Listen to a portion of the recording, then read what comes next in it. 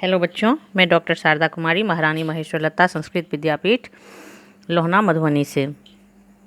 बच्चों, आज हम शास्त्री प्रथम खंड के लिए मौर्योत्तर कालीन भारत पर विदेशी आक्रमण से संबंधित बातों की जानकारी लेंगे और उस पर चर्चा करेंगे। इससे पूर्व के क्लास में हमने इसी से संबंधित मौर्योत्तर कालीन भारत पर विदेशी आक्रमण से संबंधित बातों पर चर्चा की थी। उसी क्रम को हम आगे बढ़ाएंगे।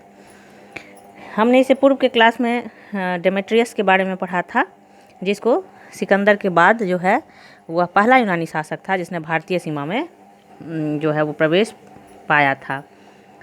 आज हम उससे आगे के क्रम के बारे में पढ़ेंगे। यूक्रेटाइडीज। डेमेट्रियस के भारतीय अभियान में व्यस्त होने का फायदा उठाते हुए यूक्रेटाइडीज ने बैक्ट्रिया पर अधिकार कर लिया। जस्टिन के अनुसार यूक्रेटाइडीज ने भारत पर भी विजय प्राप्त की। स्ट्रेबो ने इसे 1000 नगरों का स्वामी बताया है। स्ट्रेबो ने ही इसके झेलम तक बढ़ने की भी बात कही है। इस प्रकार यूक्रेटाइडीज ने विजित भारतीय प्रदेशों के प्रशासन के लिए तक्षशिला को अपनी राजधानी बनाया। इसके सिक्के जो हैं वो बैक्ट्रिया, सिस्तान, काबुल की घाटी, कपिसा एवं गंधार में मिले हैं। कालांतर में हम देखते हैं कि भारतीय यवन साम्राज्य जो है वो 2 कुलों में विभाजित हो गया। एक डेमेट्रियस का रहा, दूसरा इसी यूक्रेटाइडीज का। सिक्कों द्वारा दोनों कुलों के करीब 35 शासकों के विषय में जो है वो जानकारी प्राप्त होती है। इनका भारत पर कुल लगभग 100 वर्षों का शासन रहा। इस क्रम में जो एक नाम आता है वो मेनांडर का है। मेनांडर जो है वो ईसा पूर्व 160 से 120 तक का उसका समय है और इंडो यूनानी शासकों में डेमेट्रियस कुल का मेनांडर निस्संदेह सबसे योग्य शासक माना जाता है। बौद्ध साहित्य मिलिंद पन्हों में मेनांडर एवं बौद्ध भिक्षु नागसेन के मध्य संपन्न वाद विवाद जो है हुआ था। दोनों के मध्य जो है सो नागसेन और मेनांडर के बीच जो है सो कुछ डिस्कशन हुए थे, कुछ बातों पर चर्चा हुई थी, जिसके परिणाम स्वरूप मेनांडर ने जो है वो बौद्ध धर्म स्वीकार कर लिया था और उसकी कथा का वर्णन हमें मिलिंद पन्हों में मिलता है। बौद्ध साहित्य में मिलिंद पन्हों में जो है सो मेनांडर को मिलिंद के नाम से बुलाया गया है। मेनांडर या मिलिंद जो था वह भारत में अपनी सीमाओं के विस्तार के साथ प्रशासन को स्थायित्व प्रदान किया।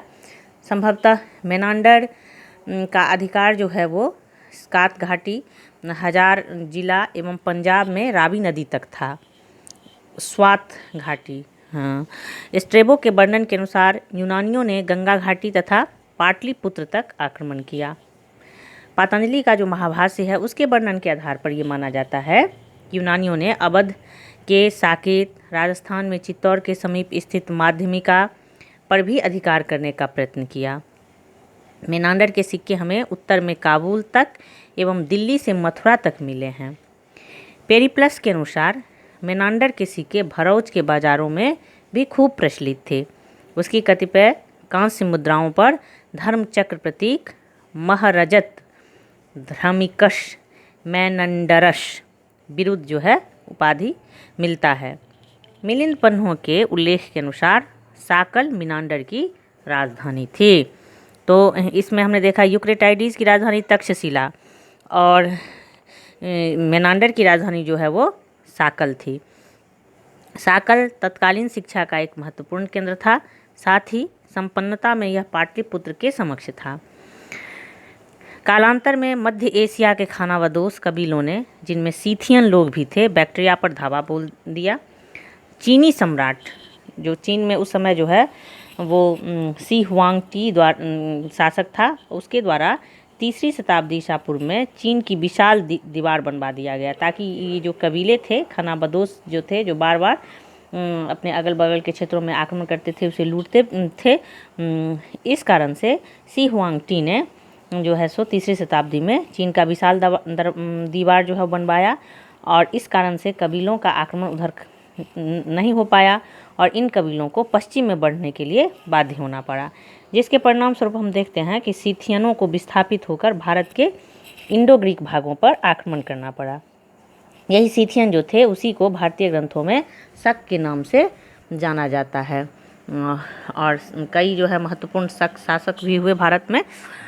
तो इस तरह से हम मौर्योत्तर काल में जो खास विदेशी आक्रमण हुए, खास करके यवनों का, यूनानियों का जो आक्रमण हुआ, उसके संदर्भ में हमने आज चर्चा की। आगे जो है सो इसी क्रम को या फिर अगले क्रम को आगे हम चर्चा, उस पर हम चर्चा करेंगे अगले पाठ में। तब तक के लिए इतना ही, धन्यवाद।